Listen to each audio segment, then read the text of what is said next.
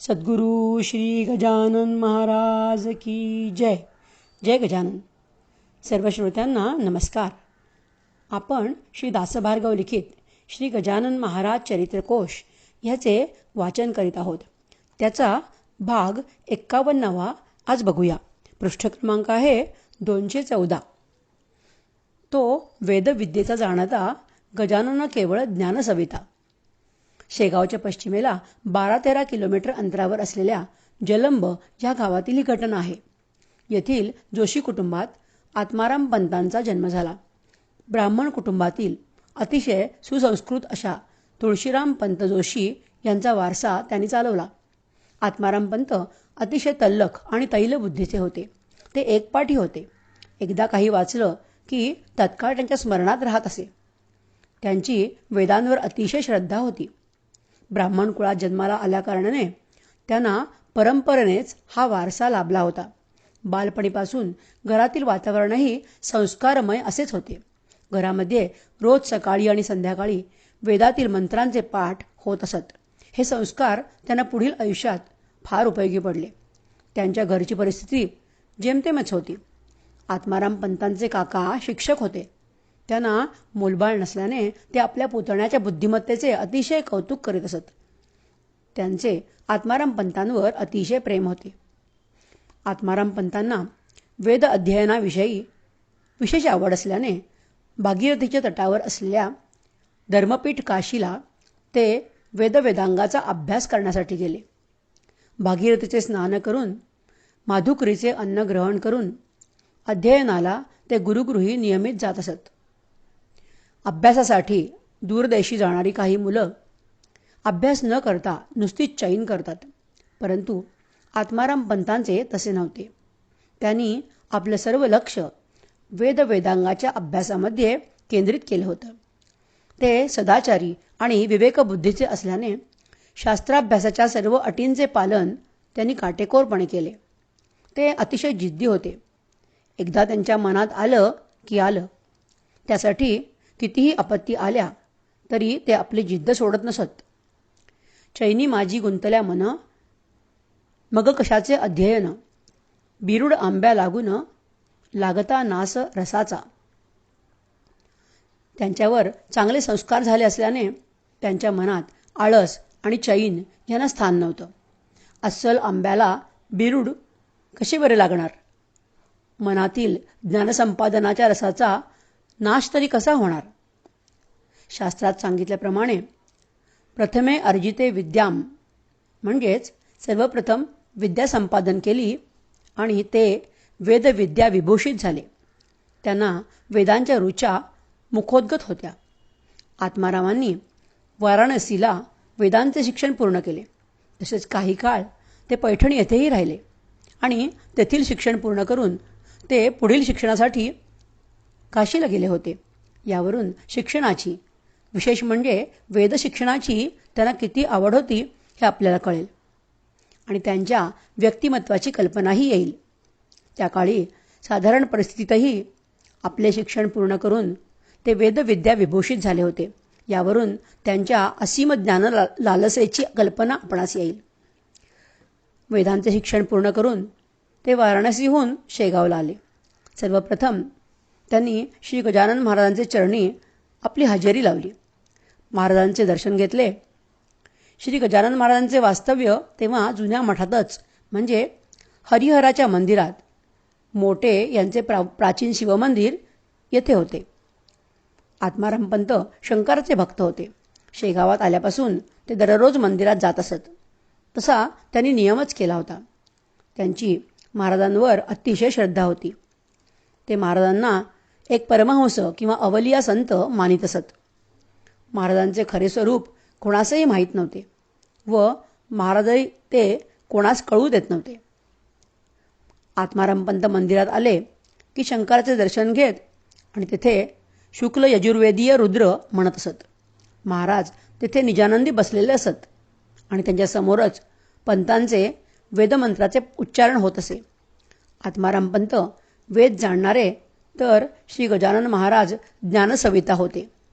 आत्माराम पंत महाराजांना वेदाचे पाठ म्हणून दाखवत, परंतु उच्चारणात कधी कुठे चुका होऊ लागल्या की त्या चुका महाराज दुरुस्त करून देत. एवढेच नव्हे तर त्यांच्याबरोबर वेदही म्हणत असत. असे महाराजांचे स्पष्ट उच्चार पंडितांनाही लाजवणारे होते. त्यांना सर्व छंदही मुखोद्गत होते. हे पाहून आजूबाजूस असलेली भक्त मंडळी आणि विद्वान श्रोते मंडळीही तन्मयतेने डोलत असत. आत्माराम पंतांनाही महाराज आपली चूक अचूकपणे हेरून दुरुस्त करून देता त्याचे नवल वाटे. महाराजांच्या एकंदर अवतारावरून आणि वागणुकीवरून ते अवलिया संत आहेत असा त्यांचा भ्रम होता. परंतु अवलिया वेद म्हणू शकत नाहीत. ते आपल्या स्वरूपातच लीन असतात.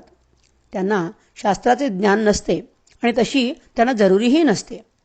हे आत्माराम पंतांना पक्की माहिती होते. परंतु श्री गजानन महाराज एक अवलिया संत असूनही त्यांना सर्व वेद मुखोद्गत कसे, असा प्रश्न आत्माराम पंतांना पडला. महाराजांच्या बाबतीत ते विचार कराव्यास लागले.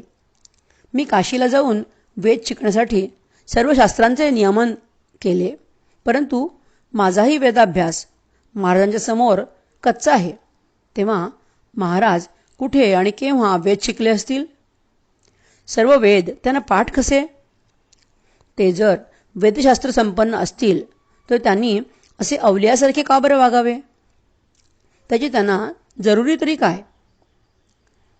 नाल्यातले घाण पाणी पिणे, नग्न राहणे हे वर्तन कशाचे द्योतक आहे?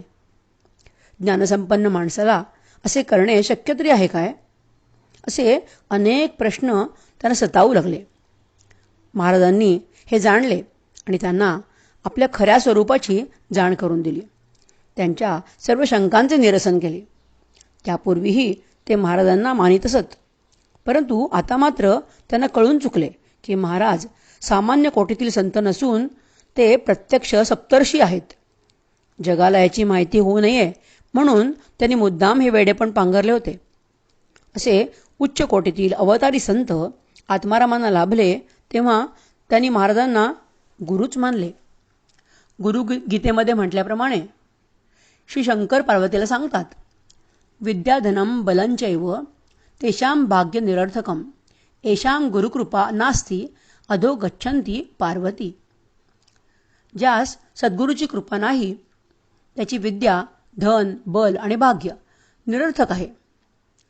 आत्मारामांना सद्गुरू कृपा प्राप्त झाली होती. त्यांच्या भाग्याचा उदय झाला. त्यांना कळून चुकले, ह्या महात्म्यासमोर पुस्तकी विद्या तुच्छ आहे. आता ही विद्या डोक्यावर घेऊन विद्वान म्हणवून घेण्यापेक्षा अशा थोर सद्गुरूंची सेवा करणं हीच श्रेष्ठ गोष्ट आहे. ह्यातच जीवनाचे खरे कल्याण आहे. त्यांनी स्वतःला महाराजांच्या चरणी समर्पित केले. ते महाराजांसाठी आता रुद्राचे उच्चारण करू लागले. महाराजांनाही त्यांचे अंतःकरण कळले होते. महाराजांसाठी रोज ते रुद्रपाठ करीत असत. पुढे ते महाराजांचे एकनिष्ठ भक्त बनले आणि मठातच राहिले. महाराजही पंतांवर प्रसन्न होते. महाराजांच्या सेवेसाठी ते जलंबाहून नियमितपणे येत असत. जुन्या मठातून महाराज नवीन मठामध्ये म्हणजे सध्याचे समाधी मंदिर आहे तेथे आले तरी देखील आत्माराम पंत त्यांची सेवा करण्यास चुकले नाहीत. महाराजांच्या संकेताप्रमाणे त्यांनी नंतर गृहस्थाश्रमाचे पालन केले. महाराज हयात असे तोवर त्यांनी महाराजांची सेवा निष्ठेने केली.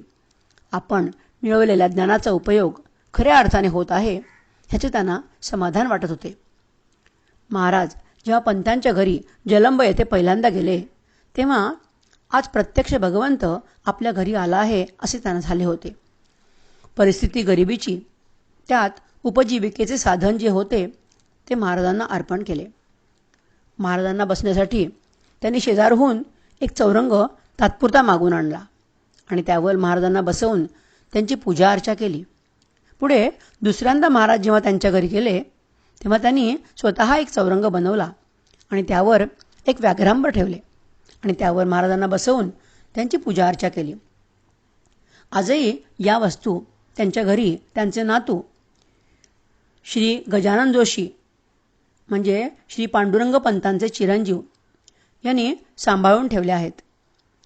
महाराज आत्माराम पंतांच्या घरी 3 वेळा गेले होते.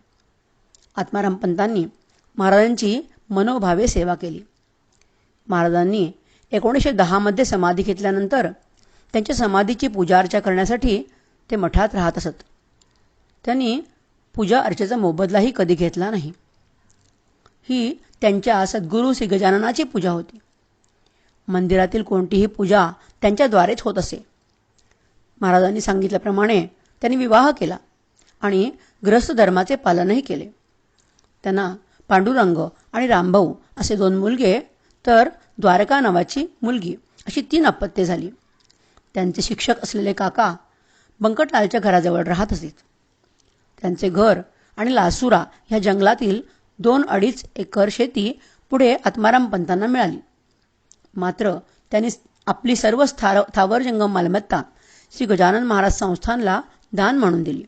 अशा या विद्वान वेदविद्या विभूषित भक्ताचा मार्गशीर्ष शुद्ध सप्तमी दिनांक 11 डिसेंबर 1964 रोजी मृत्यू झाला. आत्माराम पंतांनी आपले उदरभरणाचे साधन आणि राहते घर संस्थानला दान दिले. हे आपल्या तोंडचा घास काढून एखाद्यास दान देण्यासारखे आहे. म्हणूनच त्यांच्या दानाची महती श्री दासगणू महाराजांनी मुक्त कंठाने गायली आहे. आपले संपूर्ण आयुष्य त्यांनी महाराजांच्या पूजा अर्चेत व्यतीत केले. या सेवेचे मोल कशातही नाही. त्यासाठी अतिशय मोठं अंतःकरण लागतं. महाराजांनी त्यांना तसं अंतःकरणही दिलं होतं. दान काय व किती ह्याला महत्त्व नसून त्यामागचा भाव कसा आणि किती ह्याला महत्त्व आहे. नाहीतर आपलंच बघा ना, आपण 11 रुपयांचे दान देतो खरं, पण नाव गाव इतकंच काय तर आपण पावतीवर हुद्दाही लिहून घेतो.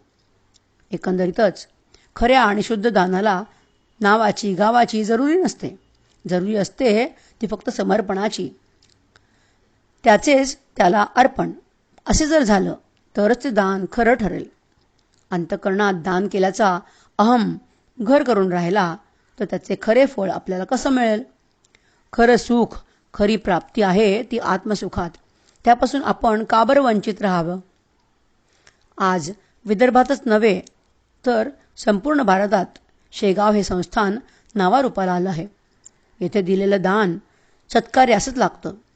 येथील यंत्रणा स्वच्छ आहे. भक्तांनी कोणत्याही भावाने दान केले तरी त्याचा सदुपयोग करून घेणारे विश्वस्त येथे आहेत. असे अन्यत्र पाहावयास मिळत नाही. येथे दिलेले 11 रुपयेही 11 वेगवेगळ्या उपक्रमांसाठी 1-1 रुपया अशा पद्धतीने नियोजित केले जातात. येथील सेवक खरे निष्ठावंत आहेत. त्याचा पुरावा म्हणजे संस्थांचे आजचे भव्य स्वरूप. इथल्यासारखे अर्थनियोजन अन्यत्र कोठेही पाहावयास मिळत नाही. महाराजांनी घालून दिलेल्या नियमांचे पालन येथे काटेकोरपणाने होते. पुढची कथा पाहूया. पृष्ठ क्रमांक 216. ब्रह्मांडाचे संरक्षण आपण करिता येथून. शेगावच्या नैऋत्य दिशेस 23 किलोमीटर अंतरावर असलेले मोरगाव हे खेडेगाव. येथे मारुतीपंत कुलकर्णी आणि माधवपंत कुलकर्णी हे दोघे भाऊ राहत असत. त्यापैकी मारुतीपंतांना मूलबाळ नव्हते. माधवरावांना मात्र 2 मुलीच होत्या. एक दमयंती जी खामगावला ठोंबरेंच्याकडे तर दुसरी सखूबाई वडाळकरांकडे दिली होती. मारुतीपंत हे पटवारी या पदावर काम करीत होते. श्री गजानन महाराजांचे ते निस्सीम भक्त होते. मोरगावला त्यांची शेती आणि घर होते. बाळापूर तालुक्यात असलेल्या छोट्याशा खेडेगावातून मारुतीपंत शेगावी महाराजांच्या दर्शनाला येत असत. त्यांच्या शेतात पिकाचे रक्षण करण्यासाठी तिमाजी नावाचा माळी होता. तो इमानदार आणि प्रामाणिक होता. मारुतीपंतांच्या गावाजवळील शेतात त्यांनी ज्वारीचे खळे तयार केले होते. बैलांची पाथ फिरवून ज्वारीची रास तयार झाली होती. पाथ म्हणजे शेतामध्ये एक मजबूत खांब रोवतात आणि त्या खांबाभोवती 5-6 बैलांना एकत्र बांधून ज्वारीच्या कणसांवरून फिरवले जाते आणि बैलांच्या पायाने या खांबाभोवती गोलाकार आकारात कणसे फैलावतात. त्याला बैलांची पाथ म्हणतात. खळ्यात रात्रीच्या वेळी तिमाजी माळ्यास गाढ झोप लागली. 2 प्रहर उलटून गेले. गावातील कुंभाराची 10-20 गाढवे खळ्यात येऊन ज्वारीच्या राशींवर तुटून पडली. राखणदार झोपी गेला हे जाणून गाढवांना आनंद झाला. ते ज्वारीच्या राशीत तोंड घालून ज्वारी खाऊ लागले. मारुतीपंत हा महाराजांचा एक निष्ठ भक्त. अशा निष्ठावंत भक्तासाठी महाराजांना लीला करणं भाग पडलं. महाराजांनी जाणलं की मोरगावच्या मारुतीपंताच्या खळ्यातील तिमाजी नोकर गाढ झोपला आहे आणि 10-20 गाढवे त्या खळ्यातील ज्वारीची रास खात आहेत. भक्तांसाठी धावून येई जगजेठी, अशीच ही महाराजांची लीला. ते क्षणार्धात मोरगावला मारुतीपंतांच्या खळ्यात गेले आणि त्यांनी तिमाजीला हाक मारली. अरे लवकर उठ, गाढवे ज्वारी खात आहेत, असे मोठ्याने बोलून महाराजांनी तिमाजीला जागं केलं आणि खळ्यामधून अंतर्धान पावले. तिमाजी त्या हाकेने जागा होऊन पाहतो तर त्याला गाढवे रास खाताना दिसली. आता काय करावं हेच त्याला सुचेनासं झालं. त्याने गाढवांना पिटाळलं. बरीच रास खाल्ली गेली होती. पिकाचे रक्षण करण्यासाठी मला ज्यानं ठेवलं आहे त्याचा माझ्या हातून आज विश्वासघात झाला आहे. तो माझ्यावर पूर्णपणे विश्वासला, पण मी मात्र येथे निष्काळजीपणा करून झोपलो. निम्म्यापेक्षा जास्त रास गाढवांनी खाऊन टाकली. आता मालकाची समजूत कशी घालावी? तिमाजीला प्रश्न पडला. पूर्वीच्या काळी इमानदारीस फार किंमत होती. हल्लीचे नोकर मात्र नमक हराम आणि शिरजोर असतात. मालकाच्या नुकसानीची आणि नफा तोट्याची तिळभरही त्यांना चिंता करत नसते. पण तिमाजी तसा नव्हता. त्याच्या चित्ताला गाढवांनी धान्य खाल्ले याची हळहळ लागली. आता मी मालकाला जाऊन काय आणि कसं सांगू, अशा विचारात तो होता. शेवटी त्याने ठरवलं की काही असो, झालेल्या चुकीबद्दल माफी मागितलीच पाहिजे. मारुतीपंत मनाने आणि बुद्धीने उदार आहेत, ते क्षमाच करतील. दिवस उजाडताच तिमाजी गावात आला. त्याने मारुतीपंतांच्या घरी येऊन त्यांचे पाय धरले आणि म्हणाला, महाराज, माझ्या झोपेने तुम्हास बुडवले. 10-20 गाढवांनी खळ्यात येऊन रास खाल्ली. नुकसान किती झाले हे आपण खळ्यात येऊन बघावे. सकाळीच महाराजांच्या दर्शनाला शेगावी येण्याची त्यांची तयारी सुरू होती. ते शेगावला निघणार तेवढ्यात तिमाजी जाऊन हकीकत सांगू लागला. नोकराचे बोलणे ऐकायलाही मारुतीपंतांना फुरसत नव्हती. तेव्हा ते म्हणाले, खळ्यात यावयासाठी मला तिळभरही वेळ नाही. मी महाराजांच्या दर्शनासाठी शेगावला निघालो आहे. सद्गुरू श्री गजानन महाराजांचे दर्शन घेऊन उद्या सकाळी मी येईन, तेव्हाच धान्याचे काय झाले ते पाहीन, असे बोलून मारुतीपंत शेगावला निघाले. सकाळी 10-11च्या सुमाराला महाराजांच्या दर्शनाला ते पोचले. तेव्हा महाराज आपल्या आसनावर बसलेले होते. त्यांच्यासमोर जगू आबा पाटील आणि त्याच्याजवळ शिष्य बाळाभाऊ बसले होते. मारुतीपंतांनी मठात येऊन सद्गुरू श्री गजानन महाराजांचे दर्शन घेताच महाराजांनी हास्यक वदन करून म्हटले, तुझ्यासाठी माझं कारण त्रास झाला रात्रीसी. तुम्ही माझे भक्त होता, मला राखण्या लाविता, झोपाळू नोकर ठेविता आणि आपण निस्ता खुशाल घरी. मारुती काल रात्रीला खळ्यात तिमाजी झोपी गेला. गाढवांचा सुळसुळाट झाला, ते रास भक्षू लागले. म्हणून मी जागे केले, जाऊन तिमाजीशी भले, रास सांभाळण्यास सांगितले आणि आलो निघून. महाराजांचे बोलणे आणि सकाळी शेगावला निघताना तिमाजी नोकराचे घरी येऊन धान्याची रास गाढवांनी खाल्ल्याबद्दल सांगणे एकच झाले. मारुतीपंतास खरोखरच गाढवांनी रास खाल्ल्याची खूण पटली. त्यांनी दोन्ही हात जोडून सद्गुरूंच्या चरणावर डोकं ठेवलं आणि बोलू लागले, आम्हाला सर्वस्वी आपलाच आधार आहे. आपण लेकरांचा भार सोसता जसा मातीच्या शिरीत असतो तसाच. आमचे जे जे काही असेल ते सर्व आपलेच आहे. त्यावर तुमच्याशिवाय कोणाचीही सत्ता नाही. खळे काय अन जोंधळे काय सर्व आपलेच आहे. ती माझी व्यवहारदृष्ट्याच नोकर आहे, कारण आपण येथेच बसून अखिल ब्रह्मांडाचे रक्षण करता. जशी माता आपल्या लेकरांसाठी सर्व त्रास सोसते, तसं मी आपलेच लेकरू आहे. म्हणूनच आपण मोरगावला खळ्यात जाऊन धान्य राखले.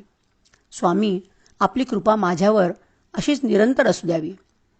आताच गावी जाऊन मी तिमाजीला नोकरीवरून काढून टाकतो. मारुतीपंत असे बोलताच समर्थांनाही त्याचे जरा कौतुकच वाटले. ते पंताला म्हणतात, छे छे वेड्या तिमाजीस, नको मुळीच काढूस, नोकरीवरून खास, त्याचे वर्म सांगतो तुला. तिमाजी नोकर इमानी, खळ्यात गाढवे पाहुनी, दुःखी झाला असे मनी, ते म्या तेव्हाच जाणिले. रात्रीची हकीकत तुला सांगावया प्रत. आला होता भीत भीत सकाळी ना तुझ्याकडे. ते तू म्हणाला त्याला, मी जातो आहे शेगावला, उद्या सकाळी खळ्याला येऊन या पाहिनं. छे वेड्या, ती माझीस नोकरीवरून मुळीच काढू नकोस, तो इमानी नोकर आहे. खळ्यात गाढवे पाहून तो खूप दुःखी झाला व तुझ्याकडे सकाळीच सांगायला आला. तेव्हा तू त्याला म्हणालास, मी आता शेगावला जात आहे, उद्या सकाळी येऊन काय झाले ते पाहीन.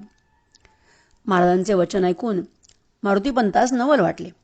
संतांकडे अगाध ज्ञान असते ह्याचे त्यांना कौतुक वाटले. गाढवे खळ्यात घुसली हे त्यांनी अंतर्ज्ञानाने जाणले ह्याचे त्यांना आश्चर्य वाटत राहिले. महाराजांचा अधिकार किती श्रेष्ठ आहे हे मारुतीपंतांना कळले. महाराज म्हणजे ब्रह्मांडभूषण आहेत. ते बसल्या जागेवरूनच ब्रह्मांडाचे संरक्षण कसे करू शकतात ह्याचा प्रत्यय त्यांना आला. महाराज मारुतीपंत कुलकर्णी यांना एक संदेश देतात. तो सर्वांनाच लागू होतो. तो म्हणजे नोकर चाकराची, मग ते कोणत्याही क्षेत्रातले असोत, त्यांच्या इमानदारीची किंमत केली गेली पाहिजे. चूक प्रत्येकाकडूनच होते हे नाकारता येत नाही. चुकणे हा मनुष्य धर्म आहे. फक्त चूक घडणे आणि चूक करणे यातील फरक समजणे महत्त्वाचे आहे. चूक नकळत झालेली असेल तर ती माफ करण्यास योग्य आहे किंवा ती माफ होण्याची शक्यता आहे. मात्र जाणून बुजून चूक करणे ह्याला माफीची शक्यता तिळभरही असू नये. ती चूक माफ करण्यास पात्र आहे किंवा नाही हे त्या मालकावरच निर्भर आहे. विशेष म्हणजे चूक झाल्यावरही ती कबूल करणे महत्त्वाचे आहे. ही माफ करण्याला अंतःकरणात औदार्य असणे जरुरी आहे. चूक कबूल करण्यासाठी मनही मोठे असावे लागते. लीनता किंवा नम्रता नसल्यास हे साधू शकत नाही. ज्या नोकरात अहंभाव आहे तो आपली चूक केव्हाच कबूल करू शकत नाही. जिथे अहंभाव आहे तेथे ह्या ज्ञानाची आवश्यकता नाही.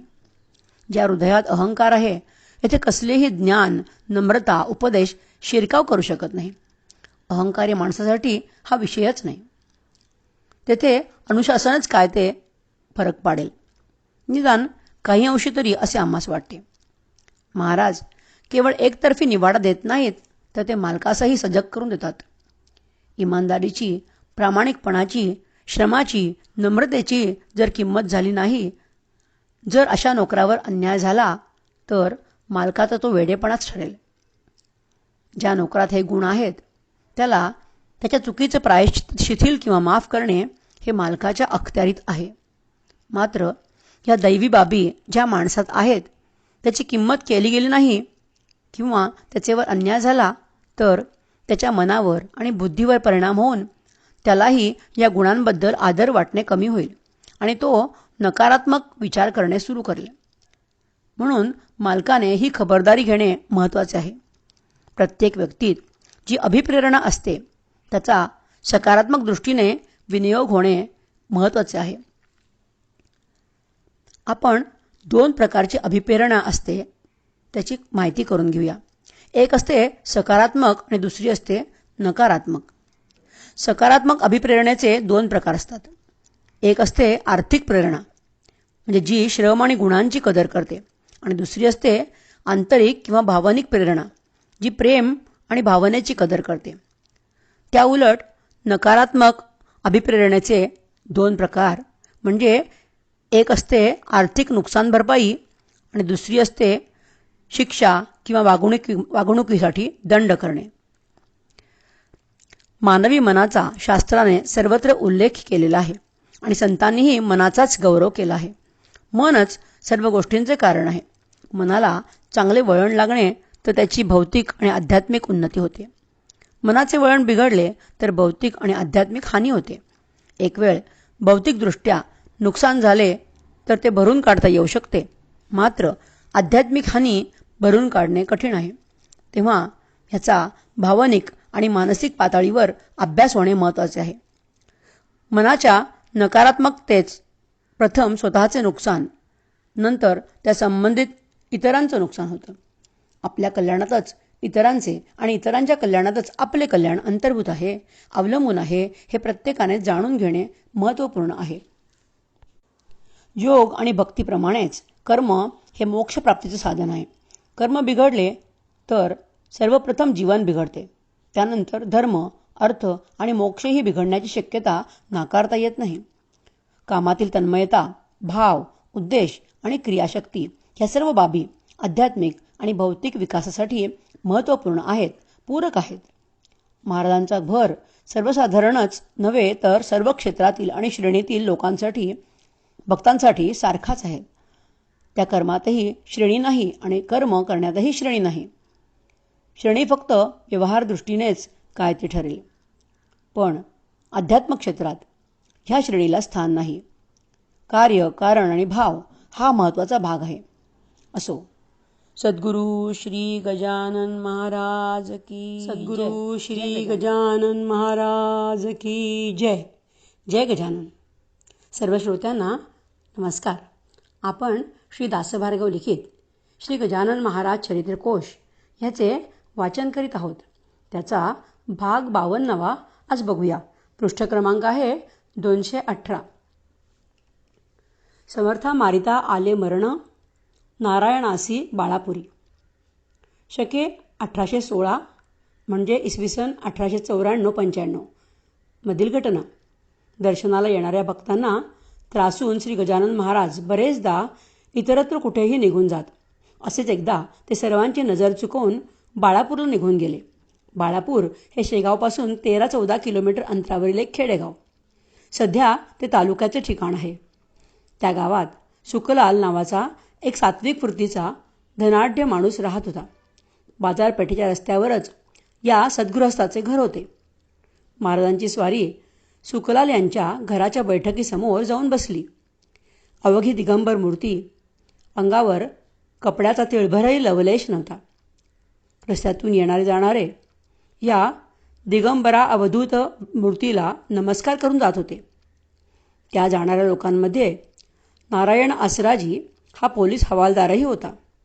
त्याची नजर ह्या दिगंबर योगीवर पडली.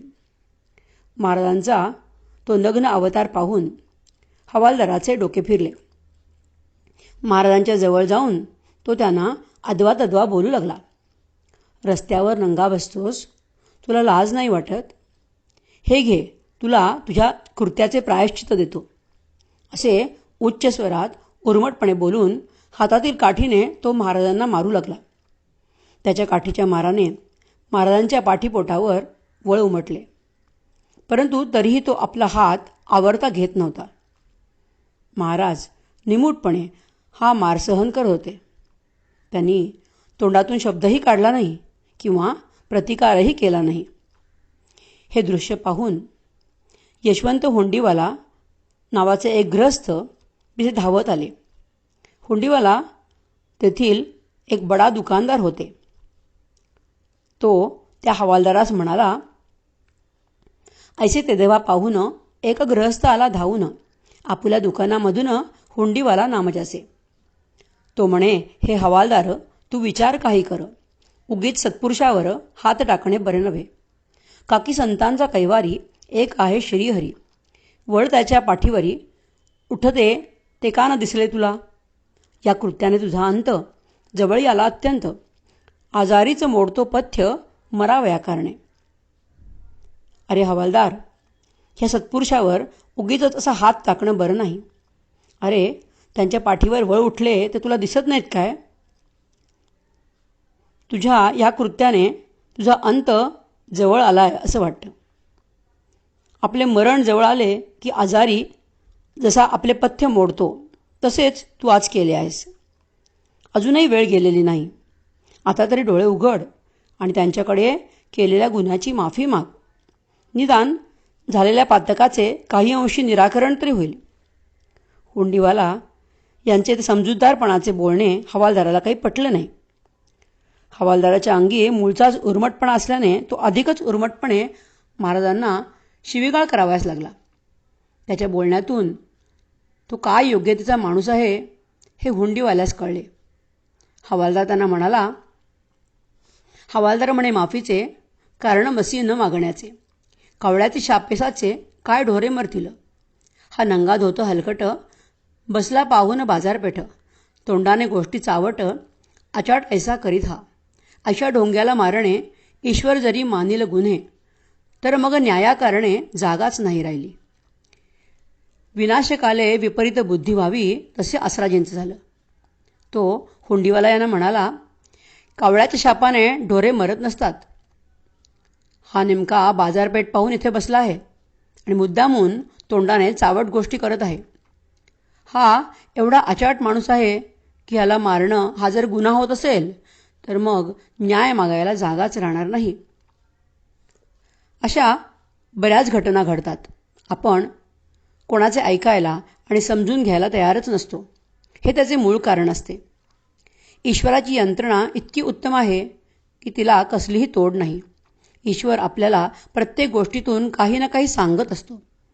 देवाने आपल्याला 2 डोळे 2 कान दिले असले तरी तोंड एकच दिलं आहे. या माध्यमाने तो आपणास उपदेश करतो की दुप्पट ऐका, दुप्पट पहा आणि निम्मच बोला. आपण मात्र नेमकं उलटं करतो.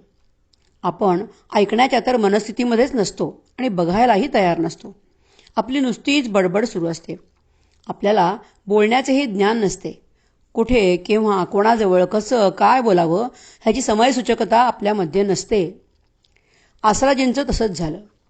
त्याने महाराजांना मारण्याचे वाईट कृत्य केलेच, परंतु तेथील एक सदाचारी सात्विक वृत्तीचा सद्गृहस्थ हुंडीवाला त्याला त्याने केलेल्या कृत्याची माफी मागण्याचा उत्तम आणि रामबाण उपाय सांगत असूनही आसराजी त्यांचे ऐकावयास तयार नव्हता. उलट त्याने हुंडीवाल्यांना उर्मटपणे उत्तर दिले. केवढा हा अहंकार, केवढी ही उन्मत्तता!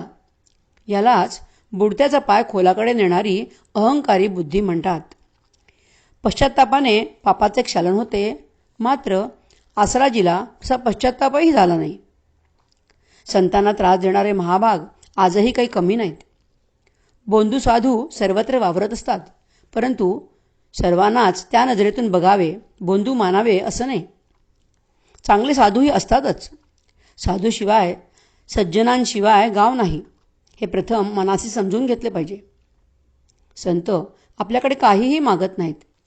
आपली इच्छा असल्यास त्यांना दान द्यावे, अन्यथा दिले नाही तरी काही बिघडत नाही. मात्र त्यांची निंदा करू नये. त्यांना तुमची यातना देणारे भाषण ऐकवू नये. संतांशी फार विचारपूर्वक बोलता आलं पाहिजे.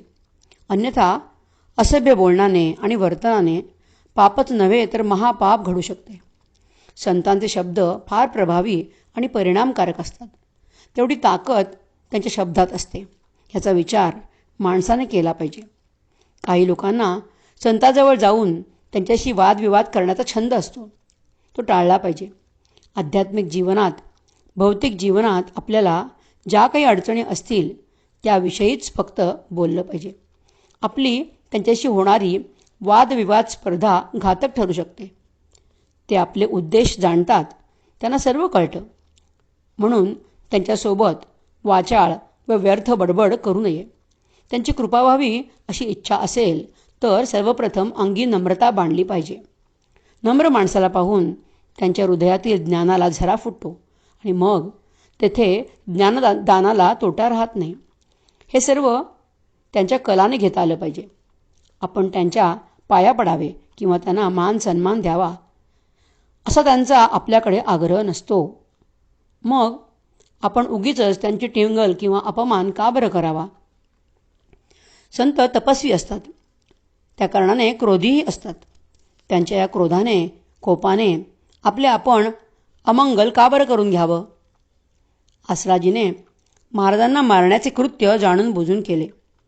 महाराज त्याच्याशी बोलले नाहीत किंवा त्यांनी आसराजीकडे साधं बघितलंही नाही. मग त्यांना मारण्याचे कारण काय? नसत्या उठाठेवी करून त्याने स्वतःला पापाचा वाटेकरी करून घेतले. हे सर्व घडले ते त्याच्या स्वभावातील अवास्तव उर्मटपणामुळेच. पोलिसांना कडक शिस्तीने वागल्याशिवाय जमत नाही. जी माणसं त्यांचे ऐकतही नाहीत त्यांना दमदाटी करण्याचा अधिकारही त्यांच्या वर्दीने त्यांना दिला आहे. समाजाची व्यवस्था, सुरक्षा ठेवण्याची जबाबदारी पोलिसांची असते.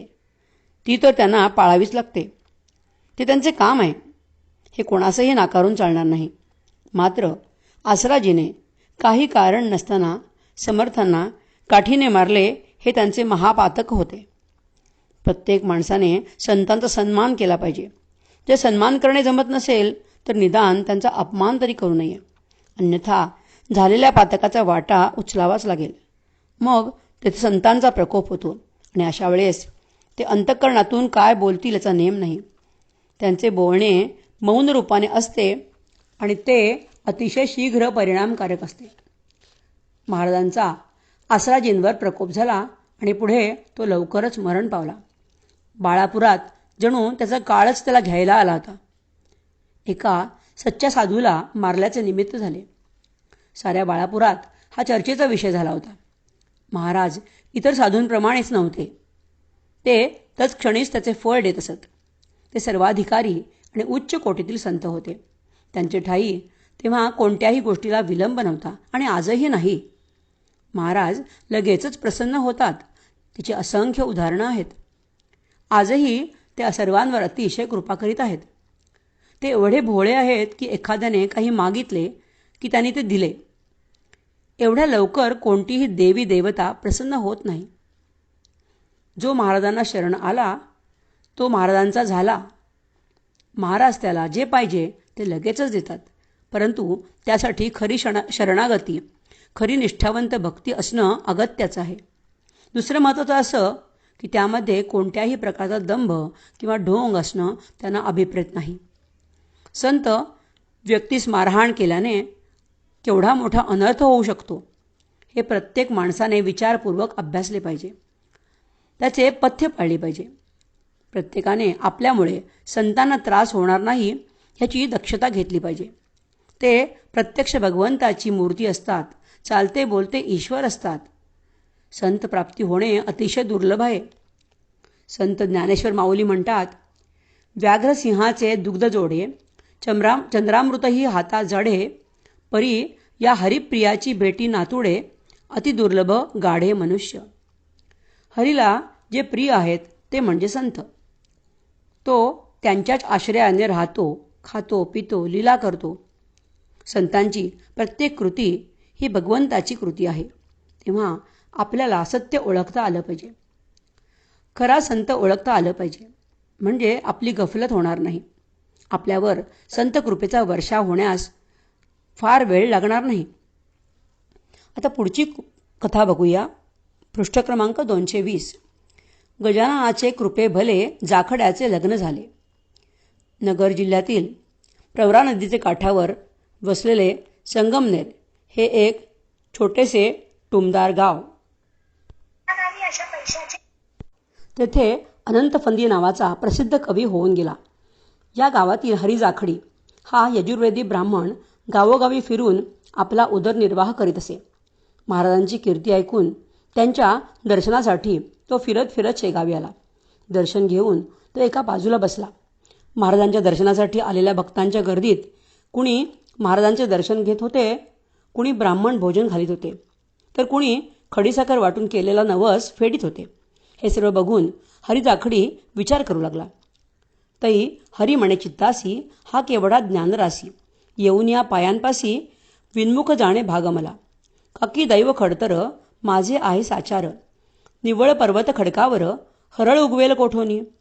आज अन्न मिळाले उद्याचे कोणी पाहिले, ऐसे करीत संपले दिवस माझे आजवर. संग्रहासी नाही धन, शेतवाडा मळा जाण, मी न मुळीच विद्वान, मला कन्या कोण देईल. हे स्वामी गजानना, सच्चिदानंदा दयाघना, संसार सुखाची वासना जाहली मनी बलवत्र. ती तू पूर्ण करावी, मुले लेकरे मला व्हावी, प्रथम बायको मिळावी, कुलीन आज्ञाधारक. हरिजाखडी हा संसार सुखाची इच्छा बाळगणारा माणूस. महाराज नवसाला शीघ्र पावतात हे नवस फेडणाऱ्यांच्या संख्येवरून त्याच्या लक्षात आले. आपल्याला अशा थोर संतांजवळ येऊन विन्मुख जावे लागते की काय असे त्याला वाटू लागले. पण लगेच त्याचे मन त्याला म्हणू लागले की माझे दैवच मुळी खडतर आहे. आजपर्यंतचे आयुष्य फक्त पोट भरण्याचाच विचार करीत खर्ची गेले. संग्रही पैसा ठेवला नाही. माझ्याजवळ शेतीवाडी मळा यापैकी काहीच नाही. ब्राह्मणाजवळ विद्वत्ता असावयास पाहिजे ती देखील माझ्या पदरी नाही. या सर्व गोष्टींच्या उणीवेला माझ्याजवळ तोटा नाही. मग माझ्यासारख्या माणसाला आपली मुलगी कोण आणि कशासाठी देईल.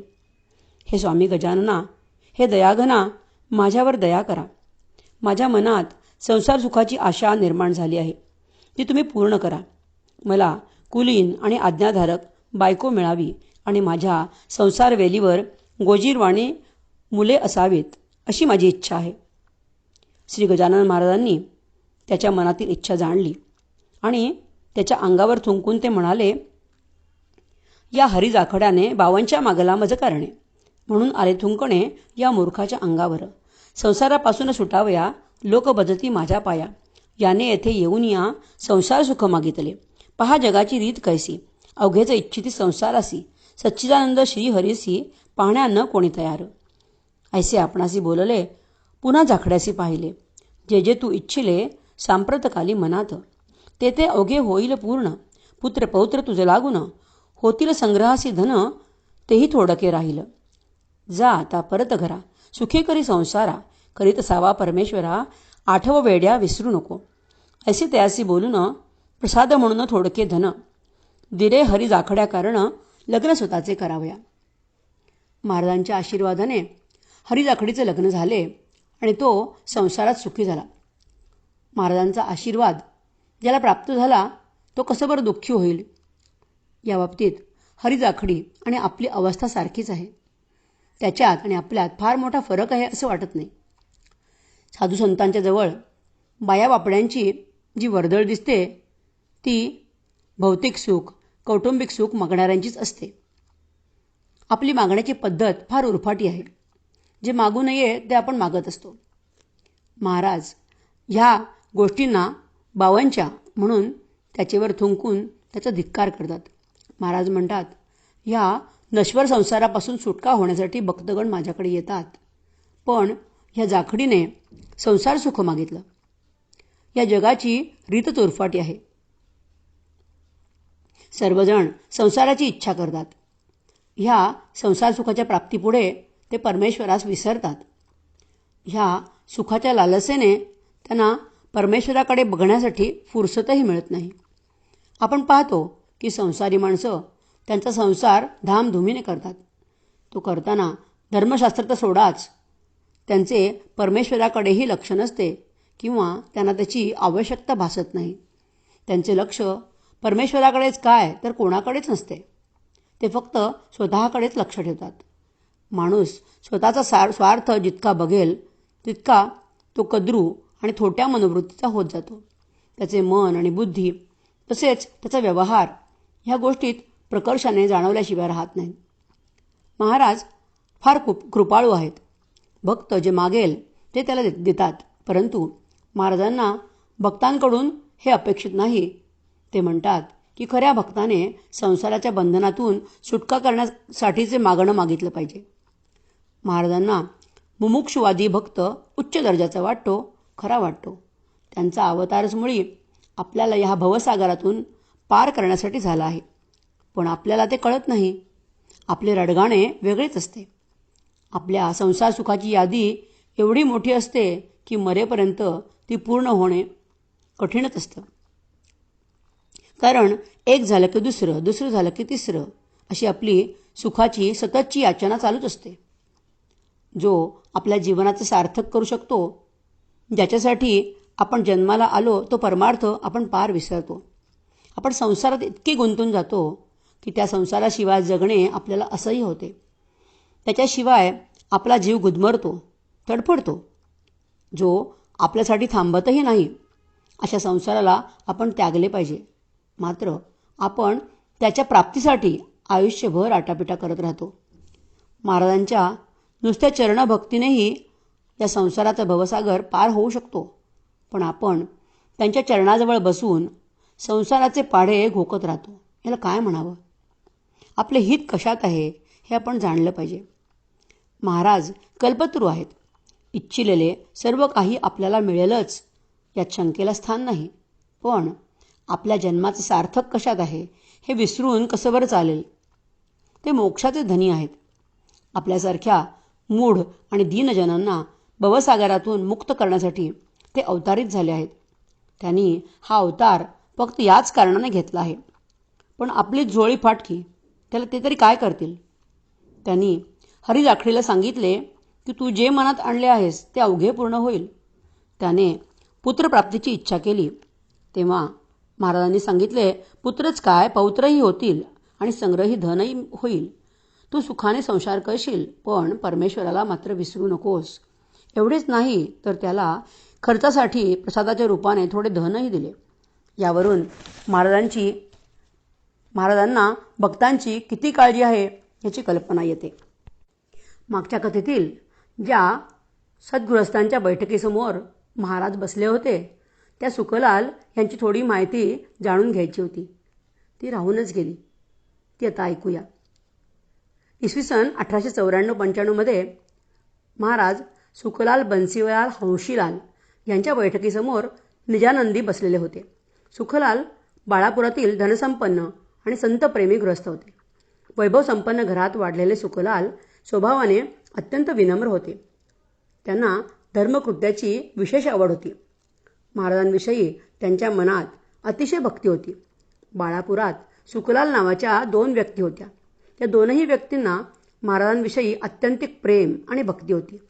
एक होते सुखलाल अगरवाल. त्यांची द्वाड गाय महाराजांनी गरीब केली होती, ती कथा आपण ऐकलीच. आणि दुसरे हे सुखलाल शहा. ह्यांचा जन्म 25 एप्रिल 1892 साली आणि मृत्यू 31 ऑक्टोबर 1941 साली झाला. सुखलाल शहा अतिशय दानशूर होते. त्यांच्या पत्नी धनाबाई याही धर्मपरायण होत्या. बाळापूरमध्ये सध्या जे धनाबाई विद्यालय आहे ते सुखलाल शहा ह्यांच्या पत्नीच्या नावाने निर्माण केले गेले आहे. सद्गुरु श्री गजानन महाराज की सद्गुरु श्री गजानन महाराज की जय. जय गजानन. सर्व श्रोत्यांना नमस्कार. आपण श्री दासभार्गव लिखित श्री गजानन महाराज चरित्रकोश ह्याचे वाचन करीत आहोत. त्याचा भाग 53 आज बघूया. पृष्ठ क्रमांक आहे 221. तै निमोणकर म्हणे समर्था, अंत माझा किती पाहता. रामचंद्र निमोणकर यांचा जन्म अहमदनगर जिल्ह्यातील संगमनेरपासून 8-10 मैल अंतरावरील माळेवाडी या गावी झाला. माळेवाडी येथे त्यांची वडिलोपार्जित शेती होती. पुढे ते संगमनेर येथेच स्थायिक झाले आणि तेथून ते गावची शेती बघत असत. त्यांच्याकडे एक घोडा होता. 8-10 दिवसातून एकदा ते घोड्यावर बसून शेतीकडे जात असत. त्यांच्या शेताच्या कडेला एक झरा होता. तिथे जाऊन ते बसत असत, चिंतन करीत असत. त्यांना योगाविषयी आवड होतीच. रामचंद्र निमोणकर हे ओव्हरसिअरच्या हुद्द्यावर काम करीत होते. नाशिक जिल्ह्यातील इगतपुरी तालुक्यात मुकना नाल्याची मोजणी सुरू होती. मुंड ओहळ आणि करंजी ह्या 2 नद्यांचा संगम मुळातच तिथे होता आणि त्याशिवायचा तिसरा मुकना नाल्याचा. ते दुष्काळाचे दिवस होते. सह्याद्रीच्या ह्या परिसरात तलावाची शक्यता पाहण्यासाठी रामचंद्र निमोणकर यांची नेमणूक झाली होती.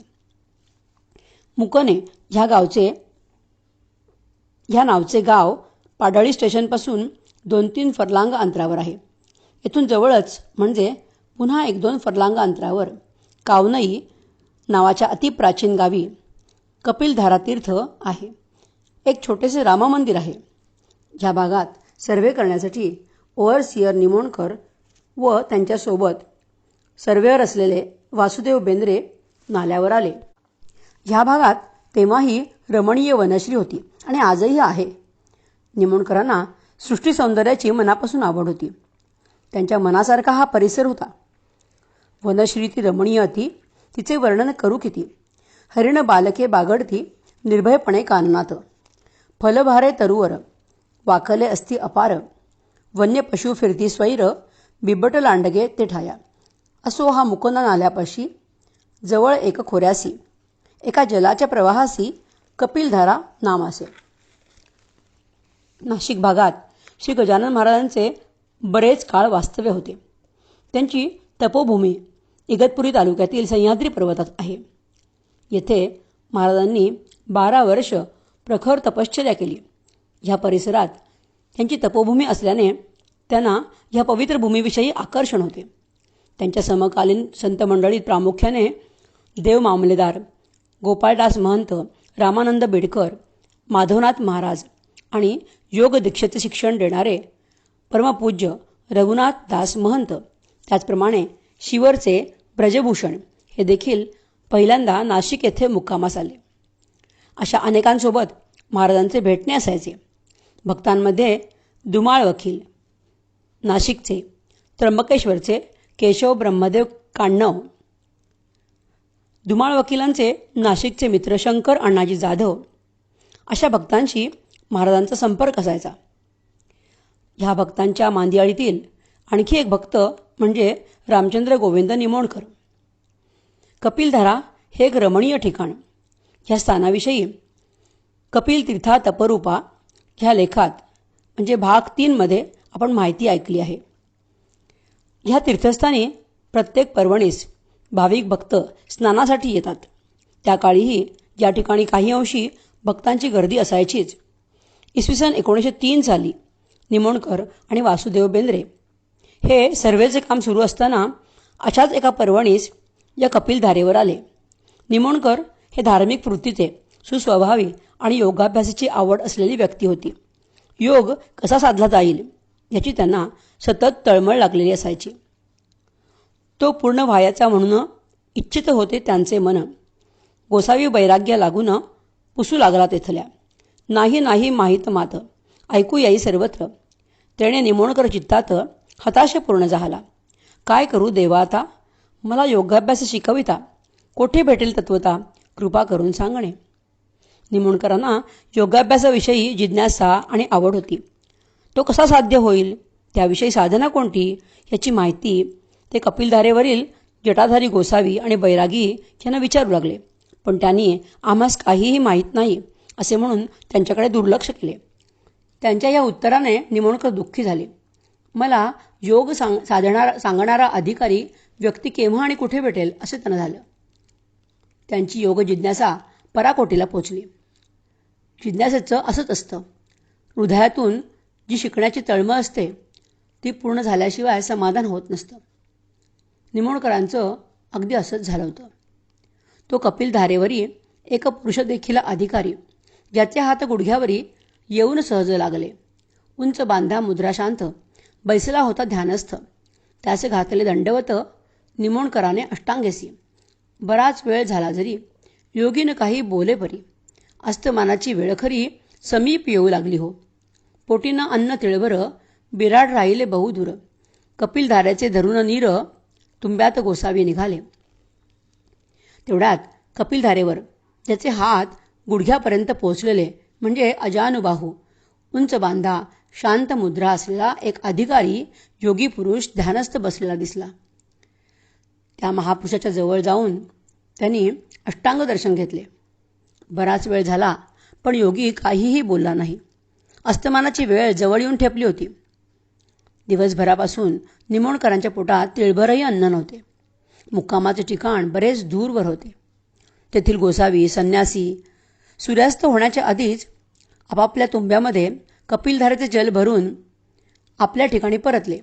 हे ठिकाण जंगलात होते आणि येथे रात्री हिंस्त्र प्राण्यांचा मुक्तपणे संचार असे. त्या कारणाने अस्तमानाच्या आधीच सर्व लोक, संन्यासी, गोसावी आपल्या ठिकाणी परत जात असत. अशावेळी निमोणकर समर्थांना म्हणाले, समर्था, माझा किती अंत पाहता. आपणास ठाऊक असल्यास मला काही योगगाथा शिकवा. शेवटी अस्तमानाच्या समयी कैवल्यदानी असलेले समर्थ श्री गजानन महाराज बोलू लागले. तो अखेर अस्तमानी बोलते झाले कैवल्यदानी. हा चित्रपट घेऊन जा आपुले काम करी. षोडाक्षरी त्यावर मंत्र लिहिला आहे थोर. त्याचा वाणीने निरंतर जप आपुला करावा. मंत्र प्रभावे थोडा बहुत योग येईल तुझ प्रत. योग मार्ग हा अत्यंत कठीण सर्व योगांमध्ये. गोगल गाय सेपकिडा हिमालयानं देई वेढा. सागरीचा सिंपकिडा मेरू पर्वता न जाय कधी. नेटाचा केला यत्न ब्रह्मचर्य सांभाळून. येथील 10-5 आसनं धवती नव्हती केल्यावरी. जा पुढे न विचारी मला. हा घे देतो प्रसाद तुला.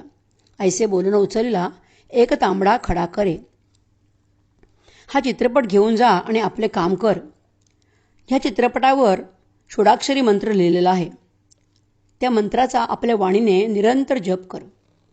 त्या मंत्राच्या प्रभावाने तुला थोडा बहुत योग येईल. योगमार्ग हा सर्व योगांमध्ये अत्यंत कठीण आहे. अरे, गोगल गाय कधी हिमालयाला वेढा देईल काय? तू जर नेटाचा प्रयत्न केलास तर तुला धवती नव्हती केल्यावर 10-5 आसनं येतील. जा, आता यापुढे मला काही विचारू नकोस, असे बोलून महाराजांनी स्वतःच्या हाताने एक तांबडा खडा उचलून निमोणकरांना दिला आणि तेथून ते गुप्त झाले. अशा प्रकारे श्री गजानन महाराजांनी निमोणकरांची पहिली भेट घेतली. पण हे योगी भेटले तर खरे. त्यांनी षोडाक्षरी मंत्र लिहिलेला चित्रपट आणि एक तांबडा खडाही दिला. त्यांच्या शरीरयष्टीवरून, तेजस्वी मुद्रेवरून हे श्रेष्ठ अवतारी पुरुष आहेत याची खात्रीही पटली. पण त्यांचे नाव काय, गाव कोणते हे आपण विचारलेच नाही. हे निमोणकरांच्या लक्षात आलं, पण तोपर्यंत ते योगी गुप्त झाले होते. आता काय करावं, कुणास विचारावं, इतक्यात त्यांना स्मरण झालं ते धुमाळ वकिलांचं. धुमाळ वकील हे ज्ञानी आणि अध्यात्म मार्गात चांगलेच अग्रेसर होते. ते नाशिक येथील गर्भश्रीमंत गृहस्थ होते. त्यांना आत्मज्ञानाची आवड होती. ते उच्च शिक्षित व्यक्ती म्हणून ओळखले जात. महाराजांना ते त्यांचे गुरु मानित आणि महाराजांचीही धुमाळांवर तेवढीच माया होती. नाशिकला गेले की धुमाळ ह्या त्यांच्या आवडत्या भक्तास दर्शन दिल्याशिवाय ते परत येत नसत. असे हे भक्त आणि भगवंत यांचं नातं. भक्ताची जेवढी भक्ती, जेवढा जिव्हाळा आणि प्रेम भगवंतावर असेल, त्याच पटीत भगवंतही भक्ताला हृदयाशी धरतो, स्वतःला भक्ताच्या स्वाधीन करतो, भक्ताचे कार्य करतो. महाराज नाशिकला गेले की त्यांचा मुक्काम धुमाळांकडेच असायचा. ते महाराजांची मनोभावे सेवा करत असत. धुमाळ वकिलांचा आणि निमोणकरांचा चांगलाच परिचय होता. निमोणकरांना आता धुमाळ वकील यांना ह्या योगी पुरुषाबद्दल सांगण्याची तळमळ लागली होती. ते पुढे नाशिक येथे गेले तेव्हा महाराज त्यांना गोदावरीवर दिसले. त्यांना पाहून निमोणकर धावत गेले आणि त्यांनी महाराजांच्या चरणांवर डोकं ठेवून त्यांना प्रश्न विचारला. महाराज, आपण माझा कंटाळा का केला? आपले नाव गाव न सांगताच आपण निघून गेलात. त्याचा तो प्रश्न ऐकून महाराज संतापले. महाराज डोळे वटारून बोलते झाले त्या कारण. तांबडा खडा देऊन नाव माझे कथिले म्या, नर्मदेचा गणपती. तांबडा असतो निश्चिती, तू मूळचाच मूढमती, रहस्य त्याचे न जाणिले. म्हणून त्याचे गूढ तुला, पडते झाले जाण मुला. मी राहतो शेगावला, गजानन हे नाव माझे. महाराजांनी डोळे वटारून त्यांना सांगितलं, अरे, मी तांबडा खडा देऊन माझे नाव कथन केले. नर्मदेचा गणपती तांबडा असतो, पण तू मूळचाच मूढमती असल्याने त्याचे रहस्य तू जाणले नाहीस, म्हणूनच तुला हे गूढ वाटले. मी शेगावात राहतो, गजानन हे माझं नाव आहे. आता धुमाळ सदनापर्यंत तू माझ्याबरोबर चल, पुन्हा त्या ठिकाणी तुझ्यासोबत माझी भेट होईल, असे म्हणून महाराज चालू लागले. त्यांच्यासोबत निमोणकरही लगबगीने चालू लागले. चालता चालता अचानक महाराज गुप्त झाले. निमोणकर चोहोकडे बिरबिर बघू लागले. महाराज कोठेही दिसले नाही. सर्वत्र शोधूनही महाराजांचा पत्ता लागला नाही. आत्ताच तर महाराज आपल्याबरोबर होते. मग क्षणार्धात ते कुठे गेले असतील? हे सर्व आश्चर्यकारकच होते. शेवटी कंटाळून निमोणकर धुमाळ वकिलाच्या घरी आले. तेथे पाहतात तर महाराज ओसरीवर बसलेले दिसले. धावत जाऊन त्यांनी महाराजांचे दर्शन घेतले. तसेच त्यांनी धुमाळ वकिलांना कपिलधारेवर घडलेला सर्व प्रसंग इत्थंभूत कथन केला आणि आज अशा पद्धतीने पुन्हा गोदावरीवर त्यांचे दर्शन कसे घडले हे सांगितले. हे सर्व ऐकून धुमाळ यांना अतिशय आनंद झाला. ते निमोणकरांना म्हणाले, ही अवघ्या सामर्थ्याची खाण निसंशय आहे साची, सार्वभौमपदाची त्यांच्या पुढे न किंमत.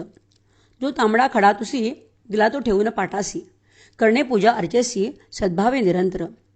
योगाभ्यासही समोरी त्या खड्याच्या आदरे करी, त्यांच्या कृपेने काहीतरी योगाभ्यास येईल. श्री गजानन महाराजांचे अलौकिक असे दिव्य सामर्थ्य धुमाळ यांनी जाणले होते. महाराजांच्या सामर्थ्याबाबत त्यांनी निमोणकरांना सांगितलं. महाराजांचे सामर्थ्य इतके आहे की त्यापुढे एखादा सार्वभौम राजाचे सामर्थ्यही कमी ठरते. अवघ्या सामर्थ्याची ते खाण आहेत. तुला महाराजांनी जो तांबडा खडा दिला आहे तो पाट्यावर ठेवून त्याच्यासमोर आदराने निरंतर पूजा अर्चा करावी. या खड्याच्या समोर आदराने योगाभ्यासही केल्यास त्यांच्या कृपेने योगाभ्यास प्राप्त होईल. धुमाळ यांनी सांगितल्याप्रमाणे निमोणकरांनी योगाभ्यास केला. त्यामुळे महाराजांच्या कृपाप्रसादाने त्यांना थोडा बहुत योग साधला. श्री गजानन महाराज नाशिक येथे गेले की निमोणकर त्यांच्या दर्शनाला जात. महाराजही त्यांची सेवा स्वीकारत असत. निमोणकरांना महाराजांनी तांबडा खडा म्हणजे गणपती देऊन योग साधणे अतिशय कठीण आहे अशी सूचना केली. त्यांच्या सांगण्यामध्ये फार मोठे सार आहे. योग म्हणजे आसने किंवा दंड बैठका काढणे नव्हे. योग साधणे ही अतिशय दुर्लभ अशी गोष्ट आहे. अपुरे ज्ञान उराशी बाळगून असलेले योगी समाजात वावरत आहेत असे चित्र आपल्याला दिसते. कवी कृष्णसूत आपल्या काव्यात म्हणतात, नियम पाळावे जरी म्हणशील योगी व्हावे. रसनेचा जो अंकित झाला, समूळ निद्रेला जो विकला, तो नर योगाभ्यास मुकला असे समजावे. रात्री निद्रा परिमित घ्यावी, भोजनातही मिती असावी. शब्द वल्गना बहु न करावी, साधक जीवे. यापरी सकलाहार विहारी, नियमित व्हावे मनी अवधारी. निजरूपोन्मुख होऊन अंतरी, चित्त मग धावे. विषयापासून वळता वृत्ती, येईल सहजची आत्म्यावरती. जैसा निश्चळ दीप निवांती, समाधी पावे. बुद्धिग्राह्य अतींद्रिय सुखते, वर्णाया श्रुती अक्षम त्याते. मग ते कैसे कृष्णसुताते, बोलता यावे. शास्त्राने योगाची महती ठिकठिकाणी गायलेली आहे. नहि सांख्य समम ज्ञानम, नहि योगम समम बलम. योगासारखे बल नाही आणि सांख्यासारखे श्रेष्ठ ज्ञान नाही. हे साध्य करण्यासाठीच अष्टांग योगाची साधना करावयास सांगितलेली आहे. महाराजांनीही तेच मान्य आहे. म्हणूनच निमोणकरांना ते स्वहस्ते तांबडा गणेश रूपी खडा देऊन त्यासमोर उपासना करायला सांगतात आणि त्याने तुला थोडे काहीतरी साध्यही होईल असा आशीर्वाद देतात.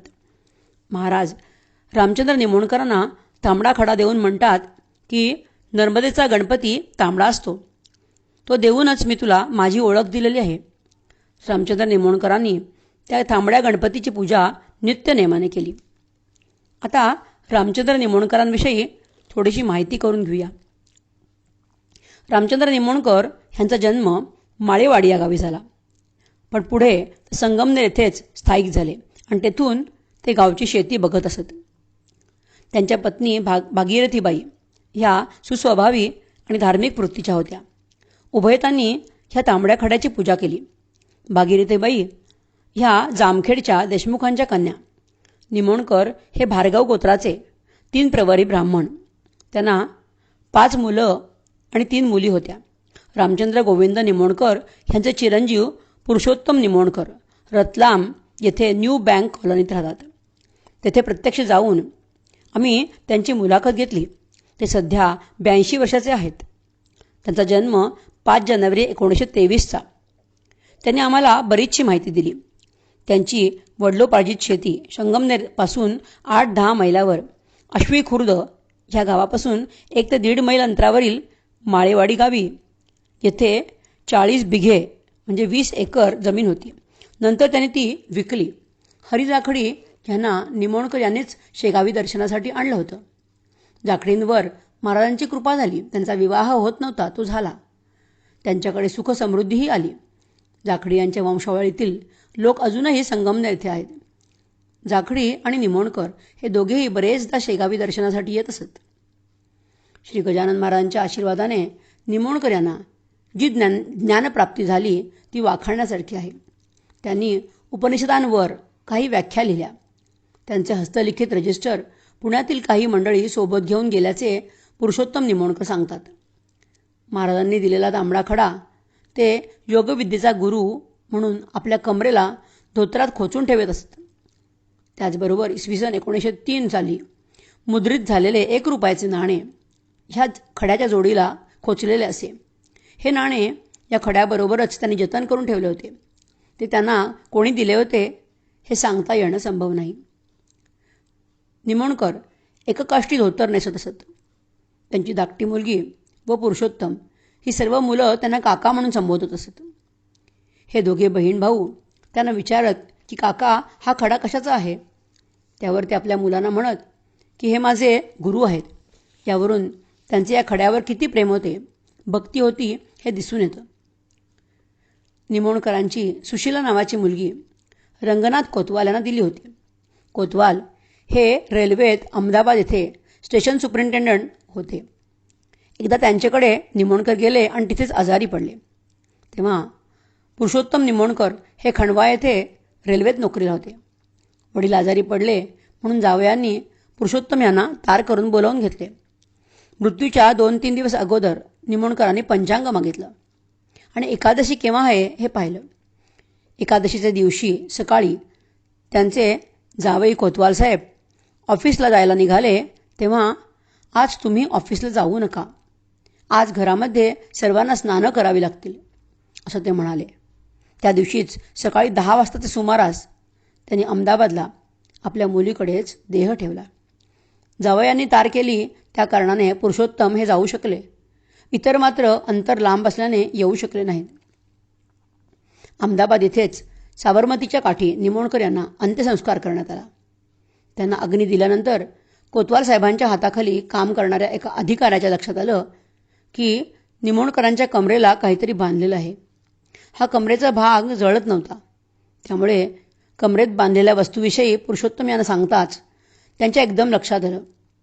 त्यांनी लाकडी काठीच्या साह्याने अग्नीतून महाराजांनी दिलेला तांबडा खडा व नाणं काढलं.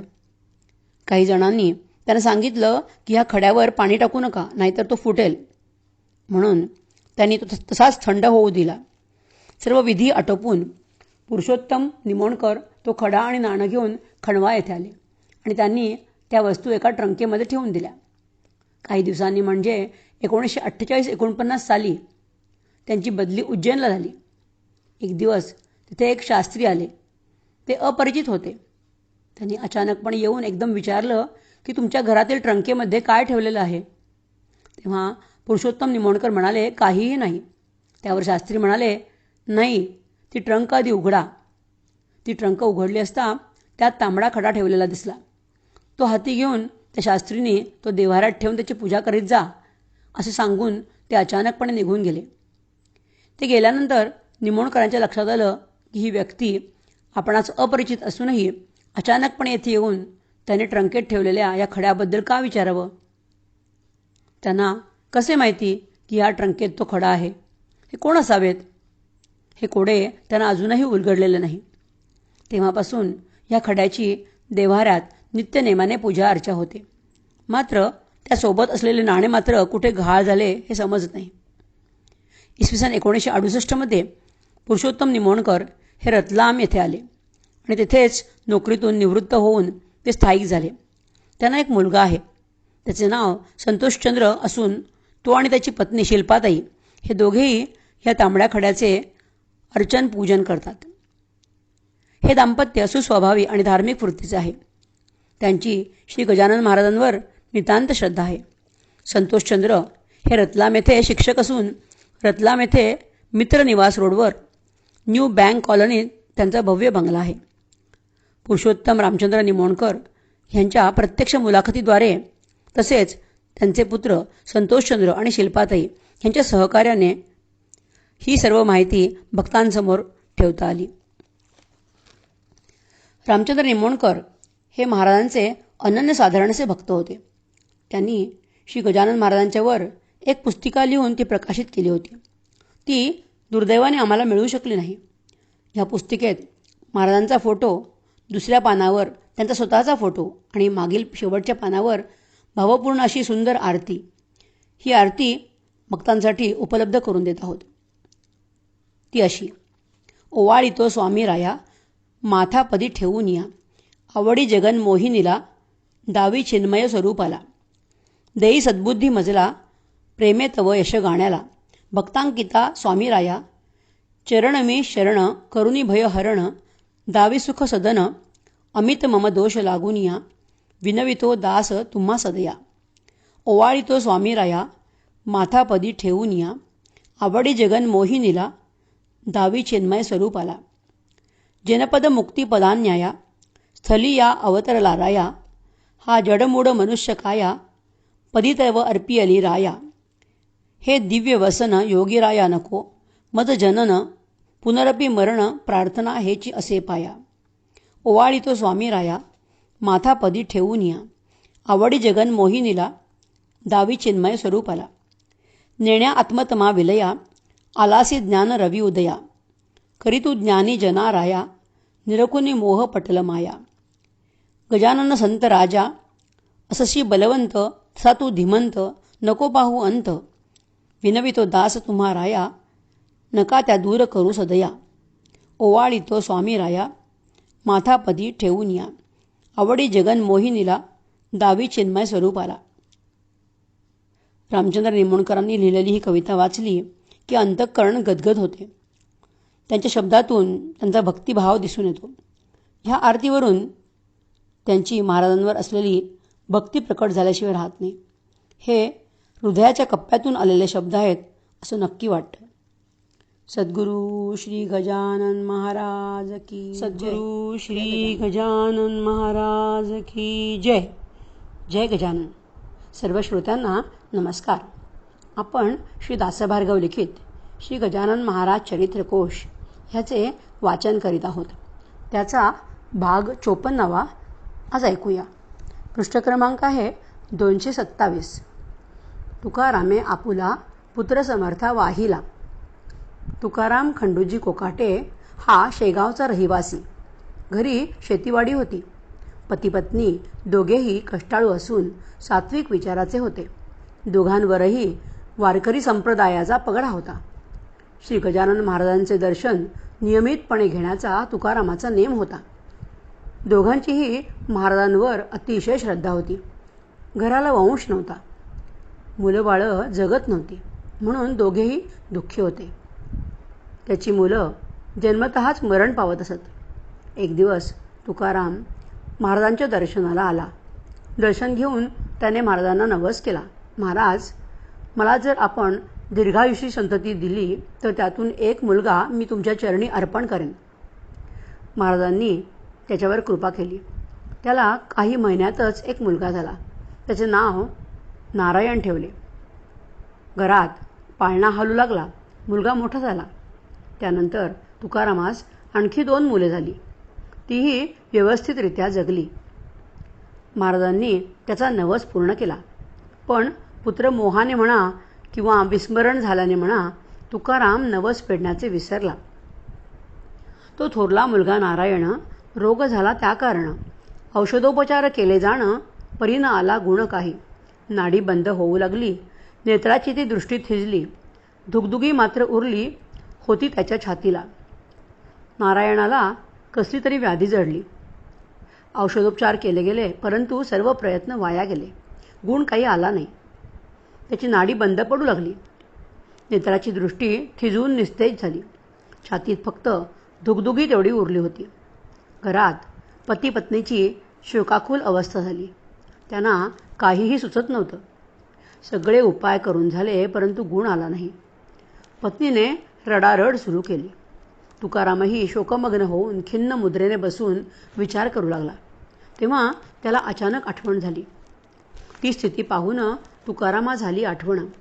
नवस केल्याची ती जाण एकदम या समयाला. तुकारामाला केलेल्या नवसाची जेव्हा आठवण झाली तेव्हा तो म्हणाला, गुरुराया गजानना, मी पुत्रप्राप्तीसाठी नवस केला, परंतु पुत्र मोहाने मला तो नवस फेडण्याची आठवण झाली नाही. त्यामुळे मी नवस फेडू शकलो नाही. आता मात्र मी विलंब करणार नाही. हा मुलगा वाचला तर मी त्याला तुमची सेवा करण्यासाठी तुमच्या चरणी अर्पण करीन. अशा प्रकारे तो जेव्हा वचनबद्ध झाला तेव्हा क्षणार्धातच नारायणाच्या नाडीचे ठोके पडणे हळूहळू सुरू झाले. तो शुद्धीवर येऊन आपले डोळे उघडतो आणि सर्वत्र पाहू लागतो. व्याधी पूर्णपणे बरी झाल्यावर लगेचच उभयतांनी मठात येऊन नारायणास महाराजांच्या चरणी अर्पण केलं आणि आपला नवस फेडला. तेव्हापासून दोघांनीही पुत्र मोह आड येऊ दिला नाही. नारायणही लहान असल्यापासूनच मठात राहू लागला आणि महाराजांची सेवा करू लागला. शेवटी तो महाराजांचाच प्रसाद होता. वरील प्रसंगात महाराजांनी नवस करणाऱ्यांची चांगलीच हजेरी घेतल्याचं आढळतं. नवस या शब्दात फार मोठे रहस्य आहे. नवस हा सर्वसाधारणपणे अंधश्रद्धेचा एक प्रकार समजला जातो, परंतु तसं नाही. नवसाला तुमच्या जीवनात स्थान आहे. तुम्ही माना अगर मानू नका, हा श्रद्धेचा प्रश्न आहे. ज्याच्या मनात श्रद्धा नाही तो नवस करीत नाही. तो तशा स्थितीतही नसतो. तो बुद्धिवाद उगाळून पित राहतो आणि उपलब्धतेपासून, श्रद्धेपासून, भक्तीपासून कोसो दूर राहतो. याचा अर्थ असा नाही की नवस करणाराच श्रद्धावान असतो. हेही वाचकांनी आणि बुद्धिवाद्यांनी लक्षात ठेवावे. एवढे मात्र खरे की नवस करणाऱ्याला मर्यादा नसते. नवस म्हणजे कोहळा मागून भोपळा देणं नव्हे. इथे फळाशी आशा आहे, पण त्यामागे काही देण्याची तयारी किंवा उदारता नाकारता येत नाही. कोणत्याही स्वरूपात का होईना, पण दानाची संकल्पना समोर मांडली जाते. हेही नसे थोडके. नारायणाने त्याचं संपूर्ण आयुष्य महाराजांच्या सेवेत खर्ची घातले. तो ब्रह्मचारी राहिला.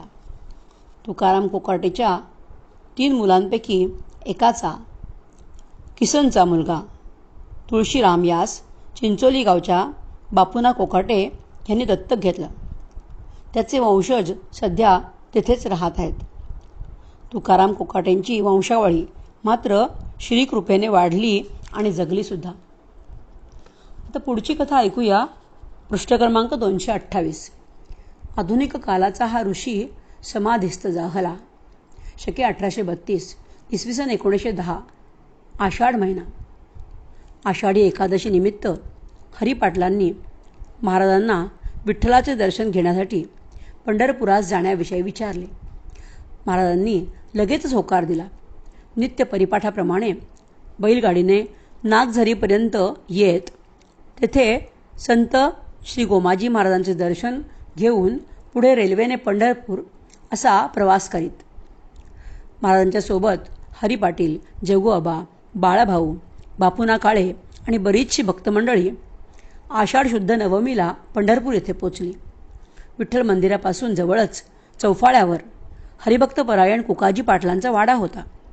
ती जागा कुकाजी पाटील यांनी कार्तिक शुद्ध पंचमी शके 1800 रोजी विकत घेऊन त्यावर शके 1805-6 दरम्यान भव्य वाडा बांधला होता. पंढरपूर येथे गेल्यावर महाराजांचा या वाड्यावरच मुक्काम असे. महाराजांच्या सोबत सर्वजण वाड्यावर उतरले. गावोगावीच्या दिंड्यांनी पंढरपूर गजबजून गेले होते. टाळमृदुंगाच्या आवाजाने आणि रामकृष्ण हरी या नामघोषाने सगळा आसमंत दुमदुमत होता. भजनात मग्न झालेले सर्व भक्तगण अंतःकरणातील ओढीने पंढरपूरला येऊ लागले होते. असा हा पंढरपूरचा अपूर्व सोहळा. सर्वत्र सगुण ईश्वरी आनंद पसरलेला होता. दुसरा दिवस होता दशमीचा. पांडुरंगाच्या मंदिराला सर्व दिंड्यांनी प्रदक्षिणा घातली. वारकरी भक्तांना अमृत पर्वच वाटावे असा तो क्षण. सगुण निर्गुणात एकवटलेल्या पंढरीरायांच्या आनंद स्वरूपाचे इथे प्रत्यक्ष दर्शन घडत होते. जातीभेद आणि वर्णभेदाला कोठेही स्थान नव्हते. कसलेही बंधन नव्हते. सर्वत्र केवळ शुद्ध भक्तिभावाची हृदयबंध नाती उलगडलेली दिसत होती. आषाढी एकादशी दिनांक 18 जुलै 1910 सोमवार. सर्व भक्त प्रातःकाळी चंद्रभागेचे स्नान करून विठ्ठलाच्या दर्शनासाठी धावपळ करीत रांगेत उभे राहू लागले. विटेवरी उभे असे सावळे परब्रह्म हृदयात साठवून त्याच्या दर्शनाने सर्वजण तृप्त होत होते. दुसऱ्या दिवशी क्षीरपद आणि त्यानंतर सर्व दिंड्यांचे गोपाळपुरीकडे प्रस्थान होणार होते. पौर्णिमेला सर्व वारकऱ्यांनी काला केला. आनंदपूर्ण सोहळा पार पडला. काल्यानंतर सर्व दिंड्यांचे आपापल्या गावाकडे किंवा बिऱ्हाडी प्रयाण झाले. महाराजांबरोबर शेगावची सर्व मंडळी आपल्या बिऱ्हाडी म्हणजे कुकाजी पाटलांच्या वाड्यात परत आली. त्यानंतर शनिवारी 23 जुलै 1910 रोजी दिंड्या परत निघून गेल्याने पंढरपुरात फारशी गर्दी नव्हती. सर्वत्र शांततापूर्ण वातावरण होते. महाराज हरिपाटलांना बरोबर घेऊन विठ्ठलाच्या दर्शनासाठी राऊळात आले. विठ्ठलाचे दर्शन घेऊन समोर एका बाजूला महाराज आणि दुसऱ्या बाजूला भक्त हरिपाटील बसले. महाराज अनिमिष नेत्रांनी विठ्ठलाकडे पाहू लागले आणि म्हणाले, हे पंढरीनाथा, तुझ्या आज्ञेने पृथ्वीवर भ्रमण करून भाविक भक्तांचे मनोरथ पूर्ण केले. अज्ञानी भक्तांना भक्ती मार्गाला लावलं. आता माझे अवतार कार्य संपले हे तूही जाणतोस, तेव्हा आता मला अवतार कार्य संपण्याविषयी आज्ञा करावी. हे देवा, भाद्रपद महिन्यात निजधामी जाण्याची इच्छा आहे. तुझ्या चरणासन्निध अक्षय राहावे अशी विनंती आहे. दोन्ही हात जोडून विठ्ठलाशी बोलत असताना महाराजांचा कंठ दाटून आला. डोळ्यात अश्रू आले. त्यांना विठ्ठलाचा विरह सहन होत नव्हता. त्या समयी विठ्ठलाचा महाराजांशी काय संवाद झाला तो त्यांनाच माहीत असावा. केवळ त्यांचा संमतीपूर्ण होकार हरिपाटलाने ऐकला. ते महाराजांना विचारू लागले, महाराज, आपल्या डोळ्यात ह्यावेळी अश्रू का? मी तुमच्या सेवेत चुकलो आहे का काही? त्यामुळे आपणास खेद झाला नाही ना? त्यावर महाराज म्हणाले, अरे, ह्यातील वर्म तुला सांगितले तरी कळणार नाही. हा विषय खूप खोल आहे. तेव्हा त्यात न पडता तू एवढेच लक्षात घे की आपला सहवास आता थोड्या दिवसांपुरताच राहिला आहे. आता शेगावास प्रयाण करूया. तुमच्या पाटील वंशाला कसलीही कमतरता पडणार नाही. पंढरपुराहून सर्वजण शेगावी परत आले. हरिपाटलांनी वारीचे मावंदे केले खरं, पण परतल्यापासून त्यांचे मन मात्र चिंतित होते. महाराजांची सोबत आता जास्त काळ नाही हे त्यांना कळलं होतं. महाराजांनी निजधामाला जाण्याचा निश्चय केला हे त्यांनी पक्क जाणलं होतं. त्यांचं मन कशातही लागत नव्हतं. तो प्रसंग त्यांच्या मनाला सतत बोचत होता. पंढरपूरहून आल्यापासून महाराज ब्रह्मानंदी तल्लीन असत. श्रावण महिन्याच्या शेवटच्या आठवड्यात महाराजांची प्रकृती खालावल्यासारखी झाली. निदान भक्तांना तरी तसंच वाटत होतं. महाराजांच्या प्रकृतीचे वृत्त समजताच शिष्य डॉक्टर कवर वर्ध्याहून काही दिवस रजा घेऊन महाराजांच्या सेवेत शेगावी रुजू झाले. कवरांनी महाराजांवर औषधोपचार सुरू केले, तरीही महाराजांच्या तब्येतीत सुधारणा नव्हती. तब्येतीचे ढासळणे चालूच राहिले. महाराज जोपर्यंत पूर्णतः बरे होत नाहीत तोपर्यंत वर्ध्याला परत न जाण्याचा निश्चय डॉक्टरांनी केला होता. त्यांचा निश्चय ऐकताच महाराजांनी एक चमत्कार केला. ह्या चमत्कारायोगे त्यांचा ताप अचानक झपाट्याने उतरू लागला. त्यांची तब्येत सुधारल्याचे दिसून डॉक्टर भाऊ कवर यांना शेवटी वर्ध्यास परतावे लागले. डॉक्टर कवर 5 सप्टेंबर रोजी वर्ध्यास निघून गेले. महाराजांच्या प्रकृतीतील झालेला बदल पाहून सर्व भक्तांनाही आनंद झाला. महाराजांच्या शिष्यांपैकी बाळाभाऊ आणि दुधाहारी बुवा महाराजांच्या सेवेसाठी अष्टौ प्रहर उपस्थित होते. भाद्रपद शुद्ध तृतीया दिनांक 6 सप्टेंबर 1910 मंगळवार रात्री 2ऱ्या प्रहरी महाराज आपल्या खोलीत कोणाशी तरी बोलत आहेत अशी चाहूल लागल्याने बाळाभाऊंना जाग आली. महाराजांचे बोलणे त्यांना ऐकू आले. महाराज जर खोलीत एकटेच झोपत आहेत तर मग ते कोणासोबत बोलत असावे ह्याचा उलगडा त्यांना काही केला होईना. त्यांनी दुधाहारी बुवांना झोपेतून उठवलं. दोघेही खोलीच्या बाहेर उभे राहून महाराजांचे बोलणे ऐकू लागले. महाराजांचा पांडुरंगाशी संवाद चालला होता. हे पांडुरंगा, आता माझे अवतार कार्य संपले आहे, तेव्हा मला अवतार संपवण्याविषयी आज्ञा करावी. भाद्रपद पंचमीच्या दिवशी सूर्योदयाच्या वेळी मला निजधामी यावयाचे आहे. महाराजांचा विठ्ठलासोबतचा हा संवाद ऐकून ते दोघेही चिंताग्रस्त झाले. काय करावे काही सुचत नव्हते. आपली गुरुमाऊली आपल्याला सोडून जाणार हे समजल्यावर शिष्यांची काय स्थिती झाली असेल ह्याचे वर्णन करणेही कठीण आहे. त्याने विचार करत संपूर्ण रात्र कशीबशी काढली. ही बातमी इतर भक्तांना सांगावी की सांगू नये, आणि सांगितली तर कशी सांगावी ह्याचा विचार हे दोघेही करू लागले. दुसऱ्या दिवशी गणेश चतुर्थी होती. आरतीसाठी सर्व भक्त मठात जमले. त्यामध्ये हरी पाटील, सुखदेव पाटील, रामचंद्र पाटील, बंकटलाल अग्रवाल, बजरंग अग्रवाल, गोविंद बापू, बापू नकाळे, श्रीराम डांगरे, ज्ञानू पोटदुखे, काठोळे, सुखदेव, रामलाल, चंदूलाल शेठ, जोहारमल, हरिबकस होते. हे सर्व एकनिष्ठ भक्त महाराजांच्या निकट येऊन बसले. त्यांनी महाराजांचे दर्शन घेतले. आरती झाली. आरतीनंतर दररोज भजन होत असे. त्यासाठी सर्व भक्त महाराजांच्या समोर बसले. बाळाभाऊंच्या मनात कालवाकालव होत होती. मोठ्या प्रयासाने त्यांनी सर्वांना आदल्या रात्री महाराजांचा विठ्ठलाशी झालेला संवाद सांगितला. महाराज ऋषीपंचमीच्या दिवशी सूर्योदयाचे समयी समाधी घेणार आहेत ही गोष्ट ऐकताच तेथे उपस्थित असलेल्या सर्वांच्याच काळजाचा ठोका चुकला. हरिपाटलांनाही लगेचच पंढरपूर येथे घडलेल्या त्या प्रसंगाची आठवण झाली. महाराजांनी शांतपणे शेजारी बसलेल्या हरिपाटलांचा हात हाती घेतला आणि ते सर्वांना म्हणाले, हे सत्य आहे. मी पंढरीला गेल्यापासून मला पांडुरंगाच्या चरणांचे ध्यान लागलं आहे. आता मी निजधामी जाऊ इच्छितो. भक्त नामदेव पंढरपुरास गेले होते तेव्हा त्यांना विठ्ठलाचे पायी स्थान मिळाले. चोखा मिळालाही विठ्ठलाने आपल्या चरणी स्थान दिले. त्याप्रमाणे विठ्ठलाने मलासुद्धा आपल्या चरणी स्थान द्यावे अशी माझी इच्छा होती. परंतु विठ्ठलास मात्र ते मान्य नव्हते. म्हणून मी शेगाव येथे परत आलो. शेगाव हे पुण्यक्षेत्र आहे हे जाणून घ्या. साधू संतांवर श्रद्धा ठेवा.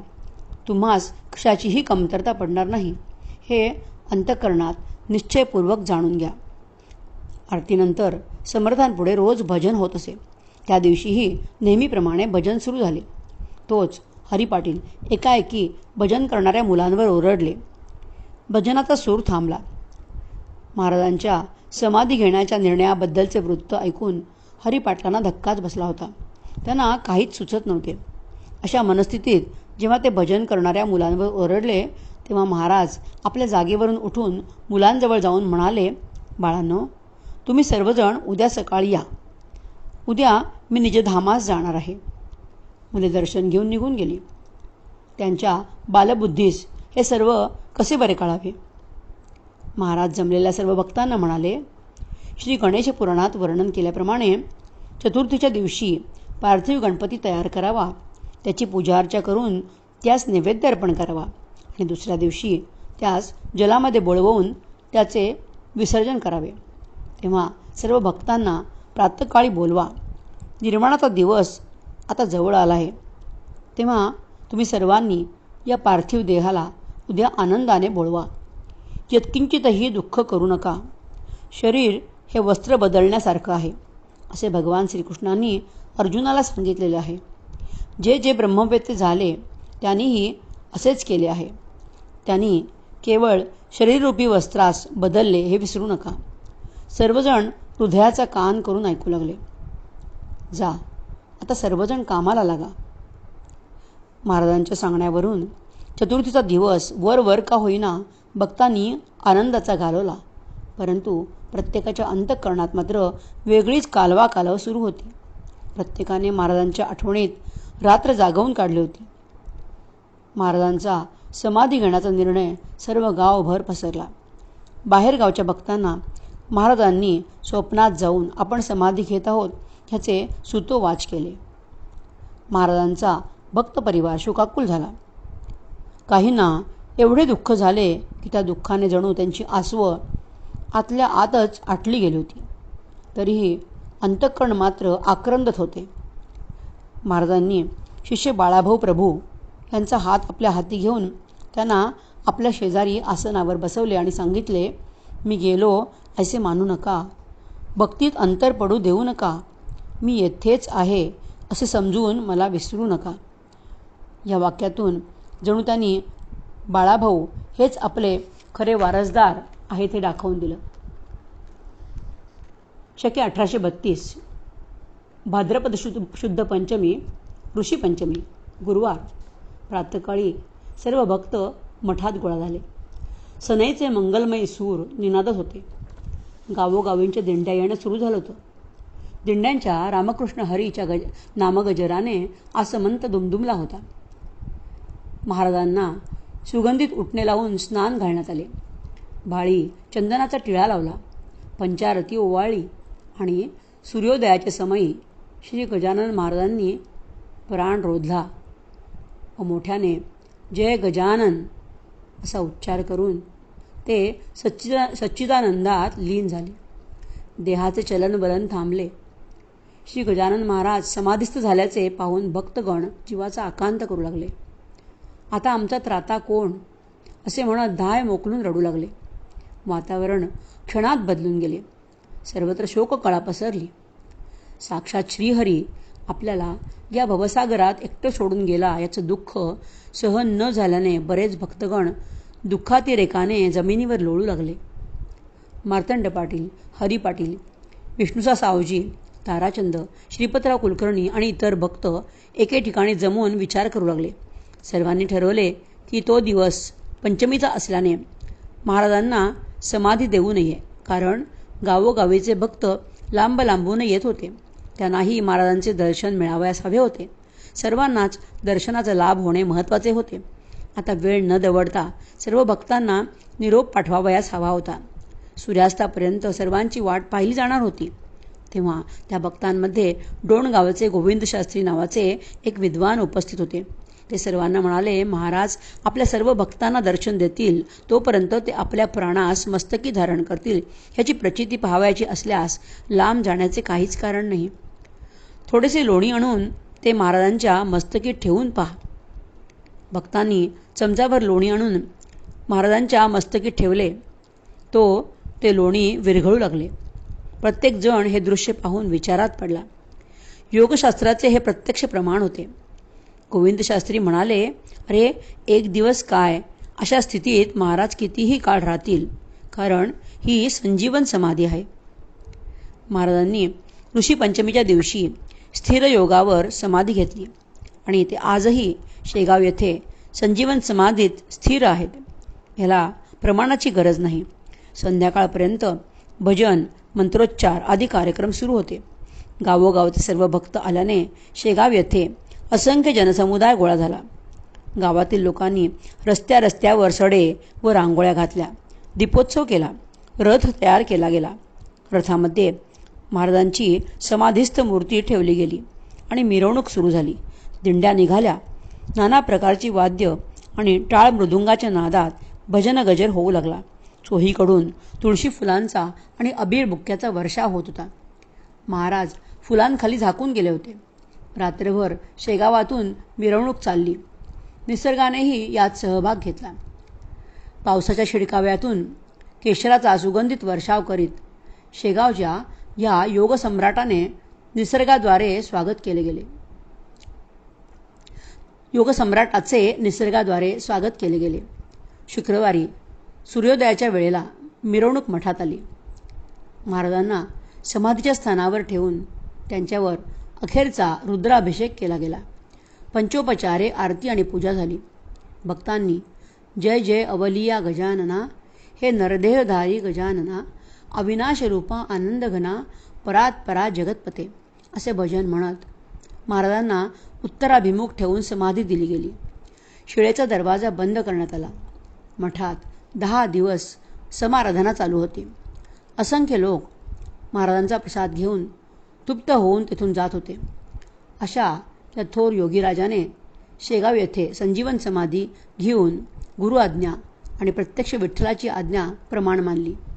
शेगाव हे गाव विदर्भाची पंढरी म्हणून गणले जाऊ लागले. विदर्भातील जनमानसात भक्तीची ज्योत प्रज्वलित करण्यासाठी, धर्मप्रसार करण्यासाठी महाराज येथे स्थिर झाले असावेत. येथे सनातन धर्माची ध्वजा उभारली गेली आहे. महाराजांनी स्वमुखाने सांगितले आहे की मी येथेच स्थिर आहे. ते आजही येथेच स्थिर आहेत. युगानुयुगे ते येथे स्थिर राहतील आणि भक्तांचा उद्धार करत राहतील, यात शंकाच नाही. फक्त आपली श्रद्धा आणि भाव त्यांच्या ठायी स्थिर असला म्हणजे झालं. मग त्यांच्या कृपेचा तोटा पडणार नाही. प्रत्येक भक्त हे प्रत्यक्ष पारखून घेऊ शकतो. मात्र त्यासाठी महाराजांच्या चरणी केवळ शुद्ध प्रेम, निष्ठा आणि समर्पण पाहिजे. तसेच श्री गजानन महाराजांनी सांगितलेल्या अद्वैत ज्ञानाचे जीवनात अनुसरण करून मोक्ष मिळवण्याचा प्रयत्न करणेही गरजेचे आहे. कारण अद्वैताशिवाय मोक्ष नाही, हेच सर्वश्रेष्ठ ज्ञान आहे.